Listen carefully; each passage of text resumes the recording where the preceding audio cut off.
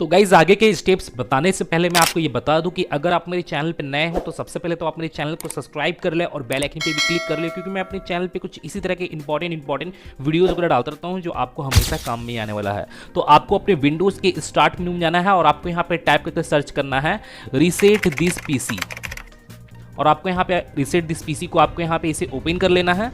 Open कर लेने के बाद फिर आप यहाँ पे देखोगे आपको यहाँ पे रीसेट पीसी का आपको यहाँ पे बटन शो होगा, तो आपको इस बटन पे क्लिक करना है और आपके सामने कुछ इस तरह का इंटरफेस शो होगा। तो आप यहाँ पे देखोगे आपको यहाँ पे टू डिफरेंट ऑप्शंस आपको यहाँ पे शो होने लगेंगे, कीप माई फाइल्स और रिमूव एवरीथिंग। अगर आप यहाँ पे रिमूव एवरीथिंग पर अगर आप यहाँ पे क्लिक करते हो तो आपके सिस्टम में जितने भी एप्लीकेशंस है या आपके विंडोज़ में जितने भी सेटिंग्स किए हुए हैं आपके द्वारा या आपके जितने भी पर्सनल फाइल्स और फोल्डर्स है वो आपके यहाँ पे परमानेंटली आपके यहाँ पे रिमूव हो जाएगा, वो सभी आपके यहाँ पे रिमूव हो जाएंगे।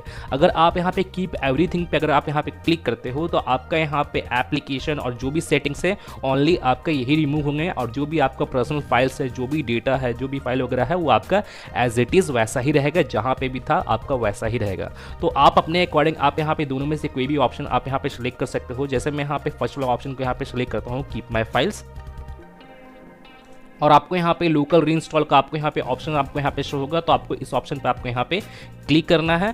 क्लिक करने के बाद फिर आपको यहाँ पे इसे नेक्स्ट करना है, और आपको यहाँ पे आपके लैपटॉप में यहाँ पे चार्जर कनेक्ट करने के लिए कह रहा होगा, तो आपको यहाँ पे चार्जर को आपको यहाँ पे कनेक्ट कर लेना है।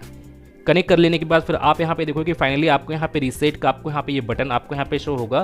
तो आप यहाँ पे रीसेट बटन पे जैसे ही क्लिक करोगे तो यहाँ पे आपका जो सिस्टम है वो आपका यहाँ पे रीस्टार्ट होगा, और रीस्टार्ट होने के बाद जो आपका सिस्टम है वो ऑटोमेटिकली यहाँ पे रीसेट होना स्टार्ट हो जाएगा, और आपको वहाँ पे किसी भी तरह का कोई भी चीज़ आपको यहाँ पे अप्लाई नहीं करना है। आपको यहाँ पे ऑटोमेटिकली आपको जो सिस्टम है वो रीसेट हो जाएगा।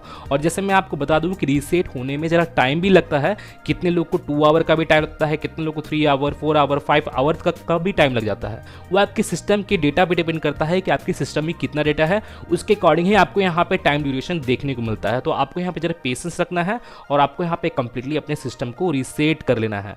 और रीसेट कर लेने के बाद, और गाइज अगर आप अभी तक मेरे अनदर सोशल मीडियाज को फॉलो नहीं किए हो, ज्वाइन नहीं किए हो, तो जल्दी से जाके ज्वाइन कर लीजिएगा, फॉलो कर लीजिएगा। आपको सभी का लिंक मेरे इस वीडियो के डिस्क्रिप्शन में देखने को मिल जाएगा। तो गाइज मैं फिर मिलता हूँ नेक्स्ट वीडियो में। Till then and bye bye. और एक बात और, सब्सक्राइब बटन पे 2-3 फैट लगा दीजिएगा जिससे सब्सक्राइब हो जाए और घंटी वंटी गिर जाए।